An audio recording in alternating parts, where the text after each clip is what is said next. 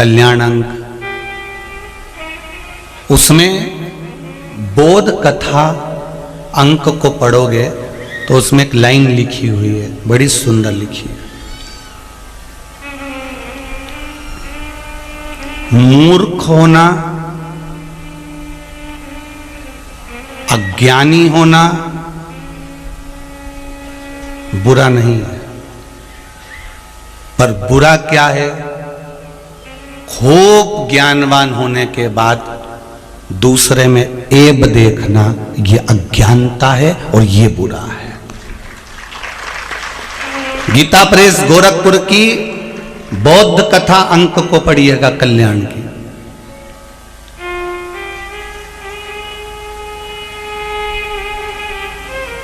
अज्ञानता किसको कहा गया? कि हम विद्वान होने के बाद भी हमारी विद्वत्ता के हम भ्रम में पड़े रहे। भ्रम में विद्वान रावण भी था और हनुमान जी महाराज भी थे, पर हनुमान जी महाराज के नाम के आगे विद्वान नहीं लिखा था, रावण के नाम के आगे आता तब विद्वान, प्रखर पंडित, प्रखर विद्वान, लंकाधिपति रावण, जिसको सब कुछ कंठस्थ था, भगवान को जिसने अपनी भुजाओं के बल पर उठा लिया था, वो विद्वान था। और मेरे हनुमान जी महाराज, उनके नाम के आगे विद्वान नहीं लिखा, लिखने वाले ने लिखा विद्यावान गुणी अति चातुर। मां विद्वान शब्द नहीं लिखा, मां लिखा विद्यावान। विद्वान और विद्यावान में एक अंतर होता है। विद्वान में अहंकार बढ़ते चले जाता है और विद्यावान में नम्रता बढ़ती चली जाती है, बस अंतर एक ही है। विद्वान में अहंकार बढ़ता है, मैंने इतनी पढ़ाई करी, मैंने ये डिग्री ले ली, मेरे पास में डॉक्टर की उपाधि है, मेरे पास इसकी उपाधि है, मैं इंजीनियर बन गया, मैं ये बन गया, मेरे पास ये उपाधि बढ़ती चली गई, तुम विद्वान बन गए, अहंकार बढ़ गया तुम्हारा। हनुमान जी महाराज के नाम के आगे विद्वान संबोधन नहीं लिखा है, हनुमान जी के नाम के आगे तुलसी बाबा ने लिख दिया विद्यावान गुणी अति चातुर राम करिए को आतुर। यहाँ विद्यावान लिखा है, विद्यावान गुणी अति चातुर, विद्वान नहीं लिखा। क्योंकि जब जब व्यक्ति की विद्वत्ता बढ़ती है, आप ज्यादा पढ़ लिए, ज्यादा आपने कुछ काम कर लिया, ज्यादा आपने कोई काम कर लिया, आपकी लोगों ने बड़ाई कर दी, आपकी उपाधि बढ़ गई, आप अध्यक्ष बन गए, आप उपाध्यक्ष बन गए, आप ये बन गए, आपको पद मिल गया। जहां जहां आपकी विद्वत्ता के अनुसार आपको पद मिलते चले जाता है, वहां आप अहंकार की सीढ़ी पर चढ़ते चले जाते हो, किसी को नहीं गिनते, आप अभिमान के पद पर चढ़ते चले जाते हो, अहंकार के पद पर चढ़ते चले जाते हो। और जितना बढ़ना है तुम अहंकार में और बढ़ते गए, और बढ़ते गए, और बढ़ते गए। रावण अहंकार की परम सीमा तक पहुंच गया था। हनुमान जी में और रावण में बस यही अंतर था, रावण जो भी रूप रखता था वो बढ़कर रखता था, और हनुमान जी जो भी रूप रखते थे वो छोटे होकर रखते थे। मसक समान रूप धर लंका में प्रवेश कर गए, लंका छोटा सा रूप धर कर। विद्वान में अहंकार हो सकता है, पर विद्यावान में, जिसने अच्छे से पढ़ाई करी है, जिसने अपने एक एक अक्षर को प्रेम से पढ़ा है, जिसने गुरुकुल में जाकर, गुरु के आश्रम में जाकर भगवान की भक्ति को धारण करा, एक से बढ़कर एक, अगर गुरु ने अच्छा विद्या प्रदान करी है, विद्यावान है, तो उसमें नम्रता बढ़ेगी। ना तो वो गलती छाटेगा, ना गलती कहेगा, ना किसी को अपशब्द बोलेगा, ना गाली देगा, ना किसी के लिए ताना देगा, उसकी नम्रता बढ़ेगी। और नम्रता का भाव क्या है? श्री हनुमान जी महाराज जी से सीख लीजिए। जब राम जी के पास पहुंचे थे तो राम जी के आगे हाथ जोड़कर खड़े होकर कहते हैं कि मैं भीतर के राम को आपसे मिलाना का प्रयास कर रहा हूं, मैं भीतर जो राम है क्या आप वही हैं? ये नम्रता कहती है। अपने भीतर के अहंकार को देख रहे हैं, अपने भीतर की अहमता को देख रहे हैं, मेरे अंदर जो छुपा हुआ है वो राम, क्या सामने खड़ा हुआ राम वही है?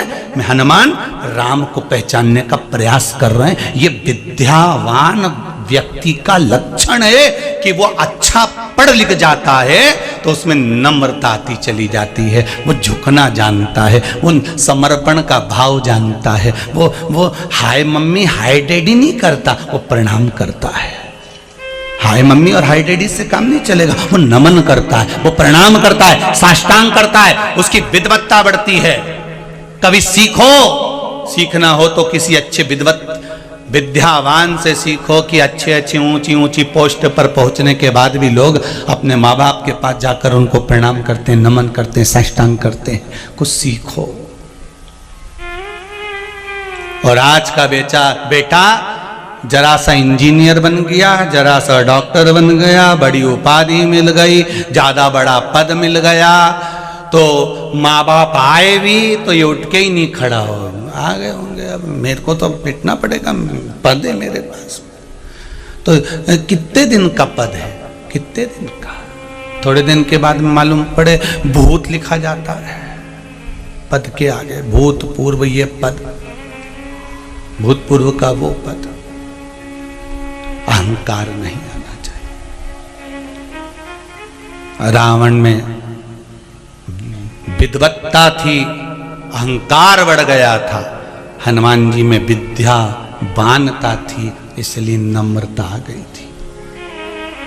लाओ नम्रता।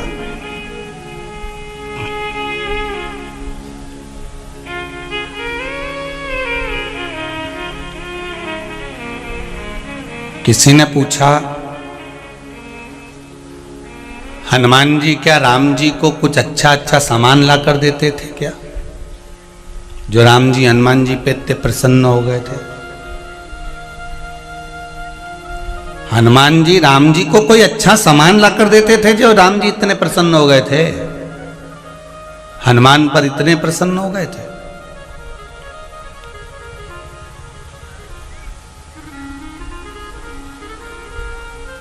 एक बार लक्ष्मण जी के मन में भी आ गया था, आप हनुमान को इतना समर्पित क्यों हो गए, आप हनुमान जी की ओर इतना क्यों झुक गए?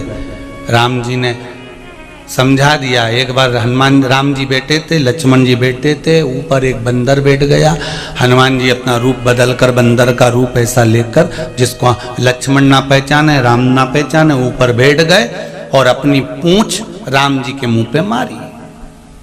पूंछ लटकाई तो लटकी हुई पूंछ राम जी के मुंह पर सिर पे आई। लक्ष्मण जी ने भगाया, चल।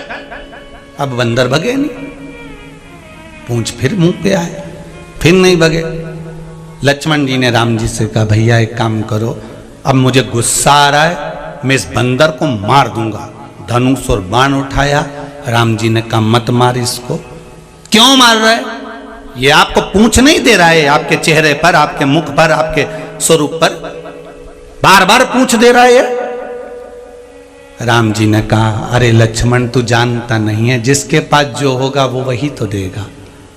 कपि की ममता पूंछ में, इसलिए ये बंदर ममता दे रहा है, पूंछ नहीं, ममता प्रदान कर रहा है।